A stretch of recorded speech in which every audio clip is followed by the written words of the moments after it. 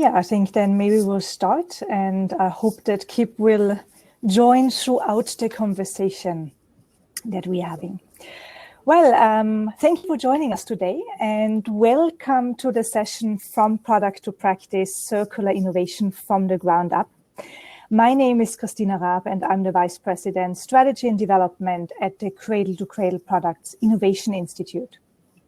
We are a global nonprofit organization dedicated to powering innovation for the circular economy through products that have a positive impact on people and planet.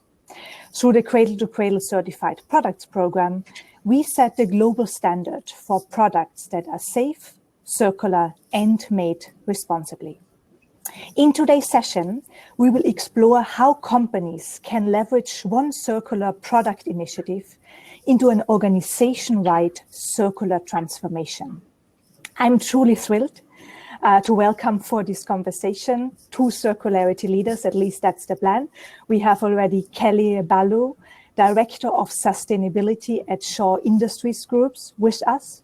And I hope that very soon also Kip Cleverly, Vice President, Global Sustainability at IFF, will be able to join us. Kelly, let's start the conversation with you. And to start us off, please briefly introduce your company and speak to your circularity strategy in a nutshell.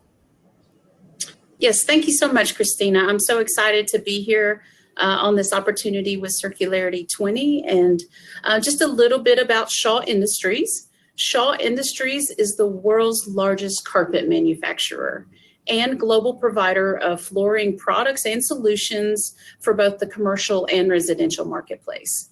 We are headquartered in Daunting, Georgia, with more than 22,000 associates globally, and we are a wholly owned subsidiary of Berkshire Hathaway.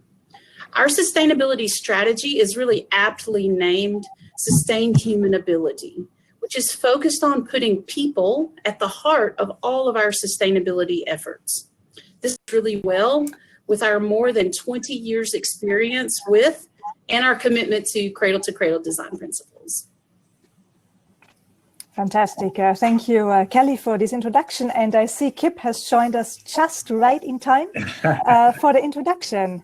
Kip, we would like to hear a little bit a brief introduction to your company and your circularity sustainability strategy. Sure, absolutely. So IFF's a leading innovator of sensory experiences. And we describe our work as putting science and artistry together to create unique scents and taste ingredients that the world loves. So we're headquartered in New York City, but we have manufacturing facilities and creative centers throughout the world. And we were one of the first companies to truly embrace circular design as part of our sustainability strategy.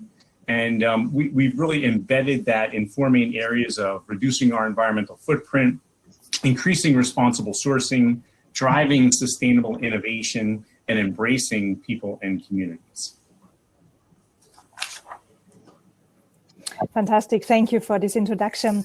And we continue with you, Kip, and let's now take a look at the specific product examples to make it as tangible as possible for our audience.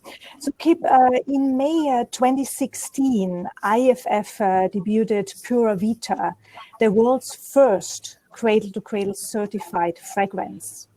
And Pura Vita served as a pioneering proof of concept for a clean and circular fragrance.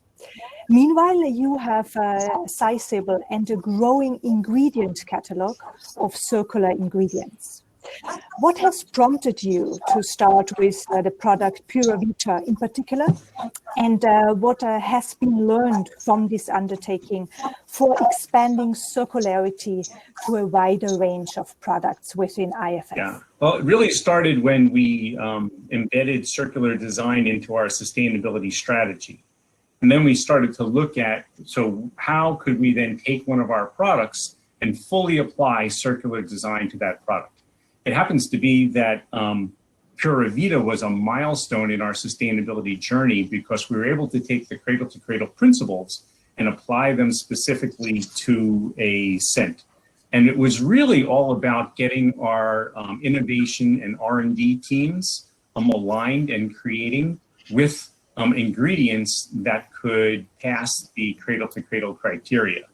So for us, it was really about innovation. At first, we only had a few ingredients, and of course, our perfumers were saying, "Oh my God, you can't create with only a few ingredients." And we challenged them and said, what we need you to do is think like you're in a box.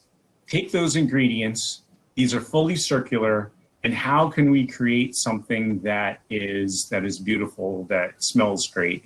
Lo and behold, they did, with only a small number of ingredients. And it was really all about design thinking, right? So they had to really change the way that they were thinking to be more innovative, to be creative.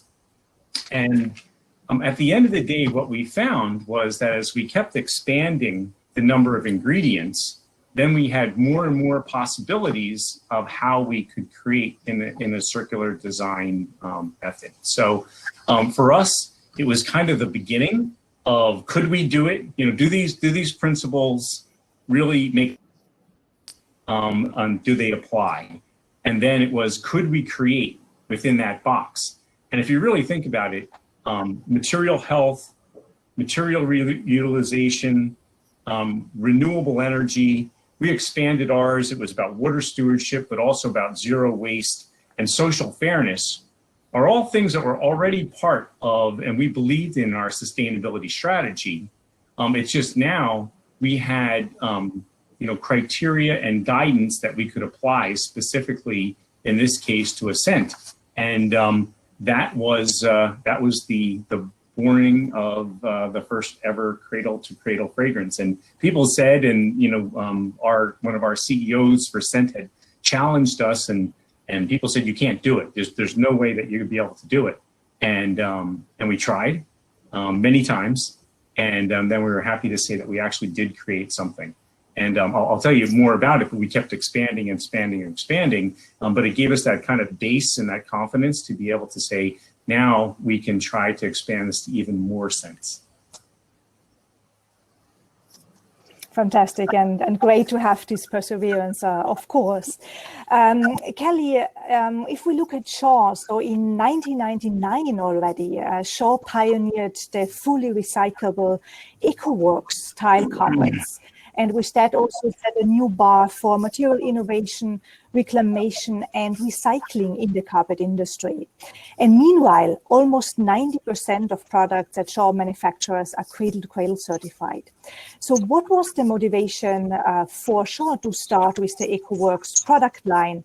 And what has been a key success factor for you in scaling circularity across the company? Sure, Christina. And the Ecoworks carpet tile story is a fun one for me personally. It's part of my history with the company. And Ecoworks was born out of a small group of sustainability-minded engineers in our product development group that had supporting manufacturer leaders that really let them innovate. And this innovation was really seeking to meet a customer demand that was evolving at that time for a differentiated product offering. So there were those that had heard, that there was a need for, a non-PVC carpet tile in the marketplace. And at that time, everyone else who made carpet tiles primarily used PVC. There were a couple other options, but primarily it was PVC based. And at that time, our initial offering was PVC as well. And like you said, this was 1999. This was more than 20 years ago. And back then, we were really a broadloom carpet company that was trying to penetrate this new modular business. We introduced Ecoworks carpet tile as that PVC-free carpet tile that could be returned back to Shaw and turned back into more Ecoworks. That was part of that initial design criteria. It was our first full development according to the cradle-to-cradle design principles. And it was really purposefully using safe ingredients in that carpet tile that are meant to be recycled. And then also at that same time, putting in the infrastructure to do that recycling process itself. This first experience was really incredibly successful for Shaw. And market adoption is what really enabled that and made that possible. And that let us scale up that technology to be able to really quickly discontinue our use of PVC in our carpet tile lines in about half the time we had projected that we would phase it out. So market pickup was tremendous. And that let us really move from being a small modular carpet tile player to now #1 in the commercial space, which allowed us to sell this as a key success to our business leadership and really aptly, take it into other parts of the business. So, it just takes that one star to really demonstrate that success and make that business case for other places inside our business. Great, thank you. And let's now turn more towards the inside of the organization and look at the transformation of internal practices. So innovating for safe and circular products very often requires a deep look at the internal operations, at organizational practices, and also calls for a bold mindset to move beyond business as usual.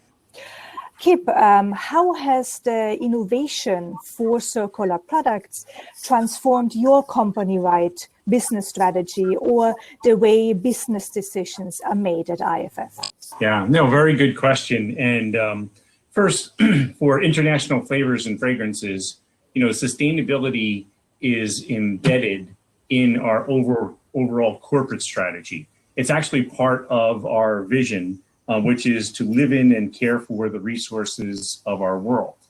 So we have 4 main pillars that when we look at our overall strategy, it's around reducing environmental footprint, increasing responsible sourcing, importantly, driving sustainable innovation and embracing people and communities. So right from the very beginning, sustainability is embedded in the business. If you think about the driving sustainable innovation piece, that's where we're embedding sustainability directly into our R&D processes. And it's really all about starting with design in mind, because you can start to think about how to change something from a circular standpoint, but the real opportunity is if you correctly embed it way upstream in the R&D and innovation processes, people think differently about how they're going to do it. So we typically use design with the planet in mind. And if you start with the planet, designing with the planet in mind, kind of everything flows from there. We first seek to ensure our ingredients come from a renewable, responsibly sourced area. So that's kind of where the social fairness piece comes into it. And it helps us to think about, somebody had asked me, what products or where do you apply sustainability? And I said, it's not about 1 or 2 products. It's about how you design all products in a sustainable innovation method. So we teach our scientists what is circular design, how do you do it, and then the principles behind it. And those change based on whether, in our case, it would be a scent or it would be a taste. But at the end of the day, the principles are always the same. I'll give you an example from our taste division, because I talked about the scent division, is we're thinking a lot about upcycling. So how do we take materials that would be considered waste materials, especially in the food area, and how do we upcycle those materials into new taste ingredients? So one of the examples is that we partnered with a company that has leftover and discarded orange peels, and then we extract the orange essence from them and use them in some of our natural or orange flavors.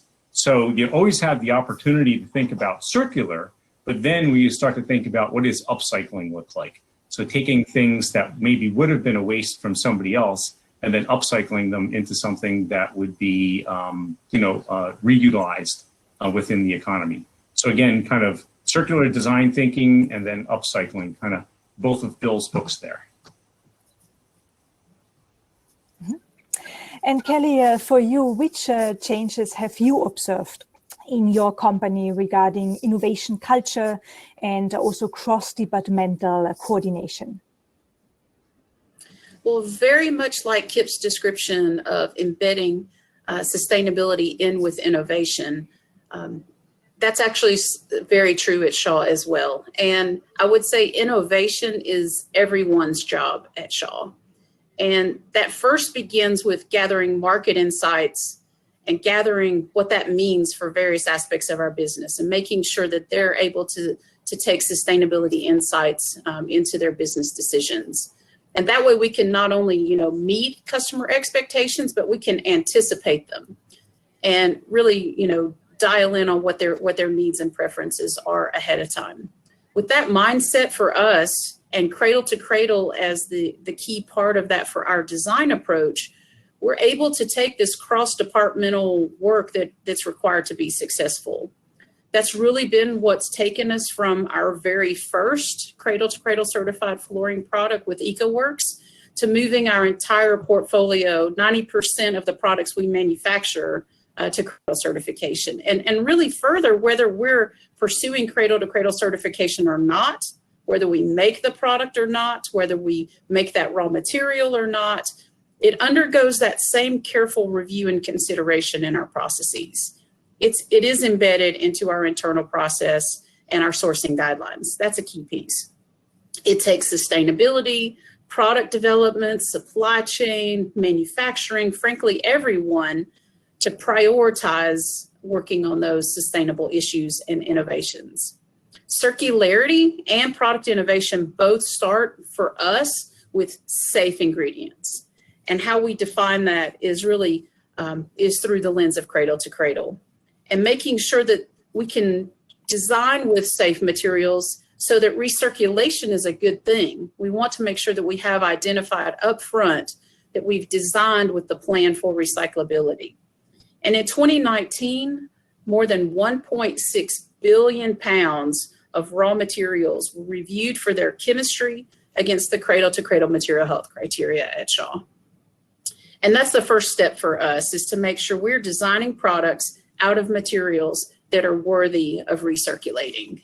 And so that's really foundational to our ability to innovate. And it does take that cross-functional teamwork across our business units to make that successful.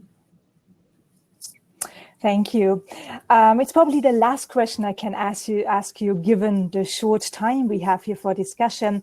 But I would like to speak a little bit about the external transformation. And if you could just very briefly comment on this, that would be appreciated. So we know that products are best serving a circular economy if the wider ecosystem is engaged and is involved. And Kip, a question for you. So how have you leveraged your circularity product initiatives to respond to customer and to consumer demand? A very good question.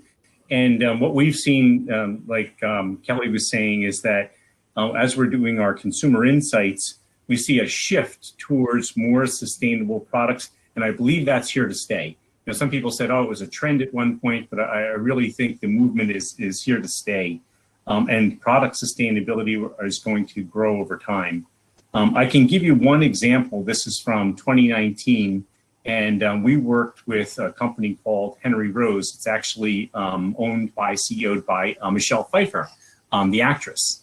And if you don't know, she's a really big environmentalist. And she came to us, because we had created Pura Vida, because we had embedded circular design, and said, hey, I want to make the most sustainable fine fragrance in the world. And, we partnered with her and we said, okay, what we're going to do is we're going to apply the cradle to cradle criteria, like I was saying before, but we also did with the environmental working group criteria. So we brought both of those together.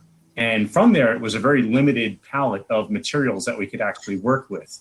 But again, I have to say and give the credit to the innovative and creative people at IFF, and they were able to take within that box and innovate some of the most beautiful scents that that we've ever created. And I'm happy to say that the Henry Rose whole line of products is now cradle to cradle certified, as well as EWG certified, and they smell great. They are fully circular.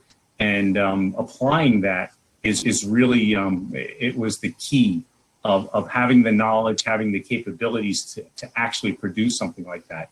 And I know that's a consumer product out there now. There's a lot of people who are saying, wow, how did you do that? You know, you were the first in the industries, and we expect that to continue to grow. Thank you. And Kelly, for you, how has the journey of product optimization changed the way you partner with your supply chains?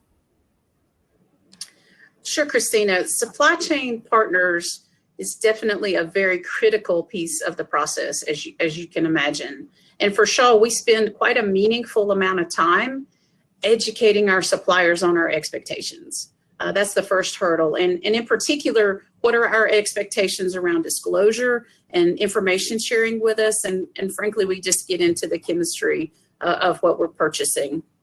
You said it best in the question. Over time on our journey, we've moved from this supplier-customer transactional relationship to a partnership. And in that partnership, we can incorporate sustainability criteria very clearly. And in some cases, we can work with our suppliers to even reformulate to meet our needs. We work with suppliers very early on innovations, and they understand what our criteria is. And that way, they only bring us innovations that meet our criteria, so we don't fall in love with the wrong things. It's a win-win because that lets us get farther down the journey and farther down the road to meeting our qualification process. But it does take those ongoing resources, dedicating to nurturing those partnerships and continued education of the suppliers and ongoing engagement for sure.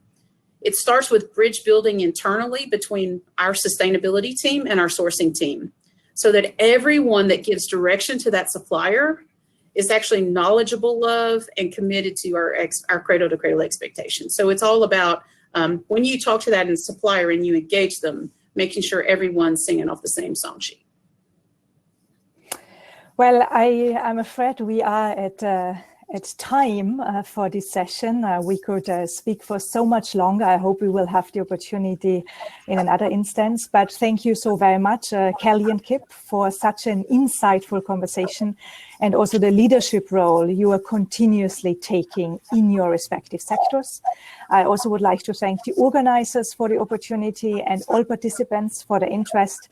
And remember the theme of this session, you can also find early circularity successes in starting small, one product at a time. The most important is that you start the journey. Thank you, Christina. Thank you. Thank you, everyone. Thank you. Thank you. And thank you for all the attendees. Bye, Kip. Bye, Christina. Bye.